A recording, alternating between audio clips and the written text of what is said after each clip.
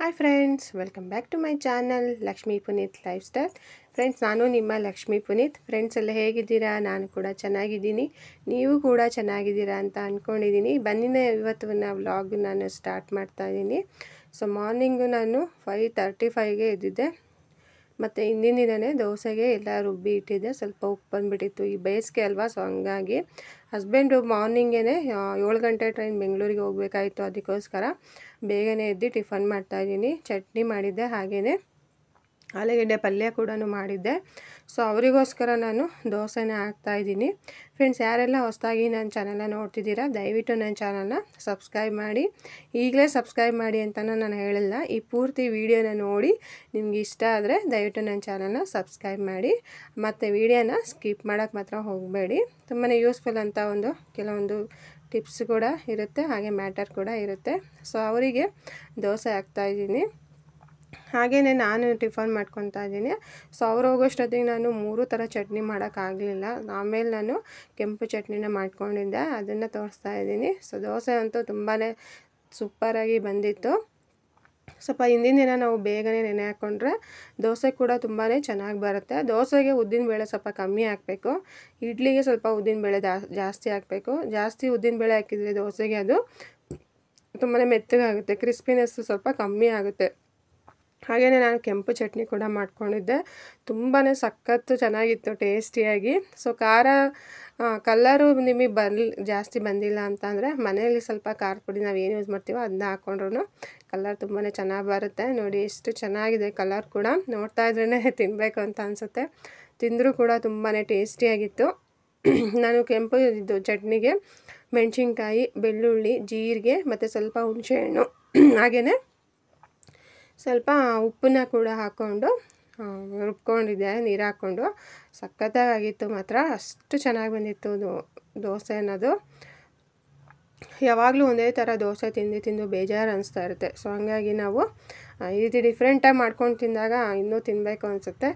So ಅದಕ್ಕೆ ನಾನು ಆಲೂಗಡ್ಡೆ ಪಲ್ಯ ಕೂಡ ಮಾಡ್ಕೊಂಡಿದ್ದೆ, ಅದನ್ನು ಈ ರೀತಿ ಹಾಕ್ಕೊತಾ ಇದ್ದೀನಿ. ಸೊ ಹೋಟ್ಲಲ್ಲೆಲ್ಲ ಕೊಡೋದು ಹಿಂಗೇ, ಸೊ ನಾವು ಯಾಕೆ ಹೋಟ್ಲ ರೀತಿಯೇ ಮಾಡಬಾರ್ದು ಅಂತ ಮಾಡಿದ್ದೀನಿ ಅಷ್ಟೇ. ಸಖತ್ತಾಗಿತ್ತು ಮಾತ್ರ ನಿಜವಾಗ್ಲೂ. ಸೊ ಅದಕ್ಕೆ ಚಟ್ನಿ ಕೂಡ ತುಂಬಾ ಚೆನ್ನಾಗಿತ್ತು. ಕೆಲವೊಂದು ಸರಿ ನಾವು ಅಂದ್ಕೊಂಡಾಗೆಲ್ಲ ಚಟ್ನಿ ಅಷ್ಟೊಂದು ಚೆನ್ನಾಗಿ ಆಗೋಲ್ಲ, ಅದಕ್ಕೆ ಕಮ್ಮಿ ಇಂಗ್ರೀಡಿಯೆಂಟ್ಸ್ ಹಾಕಿದಾಗಲೇ ಚೆನ್ನಾಗಾಗೋದು ಅಂತ ಅನಿಸುತ್ತೆ. ಸೊ ನಾನು ಕಮ್ಮಿ ಇಂಗ್ರೀಡಿಯೆಂಟ್ಸೇ ಹಾಕಿದ್ದೆ, ಹಾಗಾಗಿ ಚಟ್ನಿ ಕೂಡ ತುಂಬಾ ಚೆನ್ನಾಗಿತ್ತು. ಸೊ ನೋಡಿ, ಮಸಾಲೆ ದೋಸೆ ರೆಡಿಯಾಗಿದೆ. ಸೊ ನೀವು ಕೂಡ ಇದೇ ರೀತಿ ಮಸಾಲೆ ದೋಸೆ ಮಾಡಿಕೊಂಡು ತಿನ್ನಿ, ತುಂಬಾ ಚೆನ್ನಾಗಿರುತ್ತೆ. ಸೊ ಮಸಾಲೆ ದೋಸೆ ರೆಡಿ, ಅದಕ್ಕೆ ನಾನೀಗ ಚಟ್ನಿ ಜೊತೆ ಸರ್ವ್ ಮಾಡ್ಕೊತಾ ಇದ್ದೀನಿ. ಸೊ ನಾವೇನು ಹಾಕಿದ್ವಲ್ಲ ಮಧ್ಯದಲ್ಲಿ ಪಲ್ಯ, ಅದ್ರ ಜೊತೆ ಚಟ್ನಿ ಕೂಡ ಚೆನ್ನಾಗಿ ಅಂದರೆ ಹೆಚ್ಕೊಂಡು ತಿಂದರೆ ತುಂಬಾ ಟೇಸ್ಟಿಯಾಗಿರುತ್ತೆ. ಹಾಗೆ ನಮ್ಮನೇಲಿ ಯಾವಾಗಲೂ ನನಗೂ ನಮ್ಮ ಮನೆಯವ್ರಿಗೂ ಈ ವಿಷಯಕ್ಕೆ ಜಗಳ ಆಗ್ತಾನೇ ಇರುತ್ತೆ ಫ್ರೆಂಡ್ಸ್. ಅವರಿಗೆ ನಾನು ಈ ರೀತಿ ಕುಚ್ಚು ಹಾಕೋದು ಇಷ್ಟ ಆಗೋಲ್ಲ. ಅದೇನು ಕುತ್ಕೊಂಡೇ ಇರ್ತೀಯ ಯಾವಾಗ್ಲೂ, ಮಕ್ಕಳನ್ನ ಅಬ್ಸರ್ವ್ ಮಾಡಲ್ಲ. ಈಗೇನೋ ಮಕ್ಕಳಿಗೆ ರಜಾ ಇದೆ, ಸೊ ಹಂಗಾಗಿ ಹೇಳ್ತಾರೆ. ಬಟ್ ಬೇರೆ ಟೈಮಲ್ಲೆಲ್ಲ ನಾನು ಒಬ್ಬಳೇ ಇರ್ತೀನಿ ಮನೆಯಲ್ಲಿ, ಎಲ್ಲೂ ಕೆಲ್ಸಕ್ಕೆ ಹೋಗೋಕ್ಕೂ ಆಗೋಲ್ಲ ಹೊರಗಡೆ. ಸೊ ಮನೇಲೂ ಸುಮ್ಮನೆ ಕುತ್ಕೊಳಕ್ಕಾಗಲ್ಲ, ಹಂಗಾಗಿ ನಾನು ಕುಚ್ಚು ಹಾಕೋದನ್ನ ಕುಚ್ಚು ಹಾಕ್ತಿರ್ತೀನಿ. ಸೊ ಅವರಿಗೆ ಯಾವಾಗಲೂ ಇರ್ತಿ ಕುಚ್ಚು ಹಾಕೋದು, ನಾನು ಬ್ಯುಸಿಯಾಗಿರೋದು ಅವ್ರಿಗೆ ಇಷ್ಟ ಇಲ್ಲ. ಅವರು ಏನಂತಂದರೆ ಇಬ್ಬರೂ ದುಡಿದ್ರೆ ಮಕ್ಕಳು ನೋಡ್ಕೊಳೋರು ಯಾರೂ ಇರೋಲ್ಲ ಅಂತ ಅಂದ್ಬಿಟ್ಟು ಅವ್ರು ನನಗೆ ಸ್ವಲ್ಪ ಜೋರು ಮಾಡೋದು ಜಾಸ್ತಿ. ಕುಚ್ಚು ಹಾಕೋ ಅವಶ್ಯಕತೆ ಏನಿದೆ ಅಂತ ಅವರು. ಇಲ್ಲ, ನಂಗೆ ಸುಮ್ಮನೆ ಫ್ರೀಯಾಗಿ ಕುತ್ಕೊಳಕ್ಕಾಗಲ್ಲ.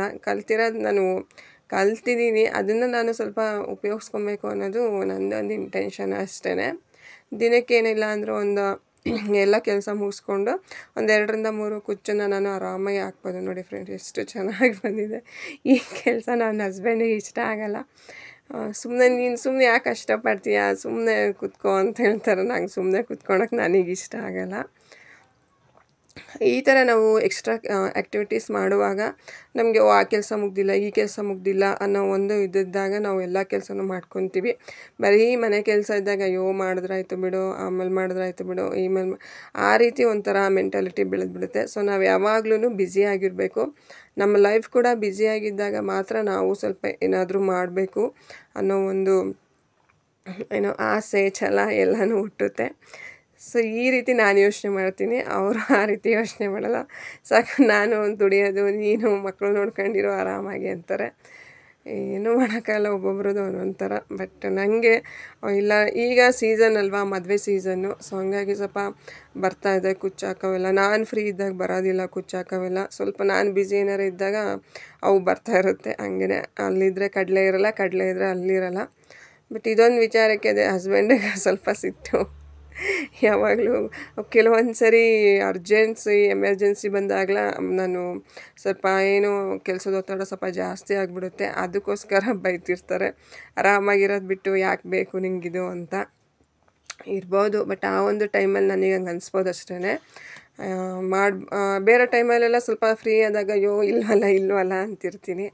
ಬಟ್ ಈಗ ನಾನು ಫ್ರೀ, ಈಗ ಸ್ವಲ್ಪ ಏನು, ಈಗ ನಾವು ದುಡಿಯೋ ಟೈಮಲ್ಲಿ ದುಡಿಬೇಕು. ಅದೆಷ್ಟರಾಗಲಿ, 10 ರೂಪಾಯಿ ಆಗಲಿ 100 ರೂಪಾಯಿ ಆಗಲಿ ದುಡಿಯೋದನ್ನು ನಾವು ದುಡಿಬೇಕು.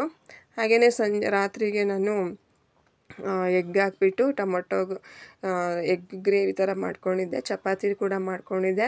ತುಂಬಾ ಟೇಸ್ಟಿಯಾಗಿರುತ್ತೆ ಫ್ರೆಂಡ್ಸ್. ಇದು ತುಂಬ ಸಿಂಪಲ್ಲಾಗಿದ್ದರೂ ತುಂಬಾ ಟೇಸ್ಟಿಯಾಗಿರುತ್ತೆ ಮತ್ತು ಬೇಗನೂ ಮಾಡ್ಕೊಳೋ ಅಂಥ ಒಂದು ರೆಸಿಪಿ. ಯಾವಾಗಲೂ ನಾವು ರೈಸ್ ಐಟಮ್ ತಿನ್ನೋ ಬದಲು ನಾವು ಈ ರೀತಿ ವೆರೈಟಿ ಮಾಡ್ಕೊಂಡು ತಿಂದಾಗ ಅದು ನಮಗೆ ಹೌದು ಏನೋ ಒಂಥರ ಟೇಸ್ಟು ಸಿಕ್ಕಾಗ ಹೌದು ಮಾಡ್ಕೊಂಡು ತಿನ್ನಬೇಕು ಅನ್ನೋ ಒಂದು ಇರುತ್ತೆ. ಸೊ ನೋಡಿದ್ರಲ್ಲ ಫ್ರೆಂಡ್ಸ್, ಇದಾಗಿತ್ತು ಇವತ್ತಿನ ನನ್ನ ಒಂದು ವ್ಲಾಗು.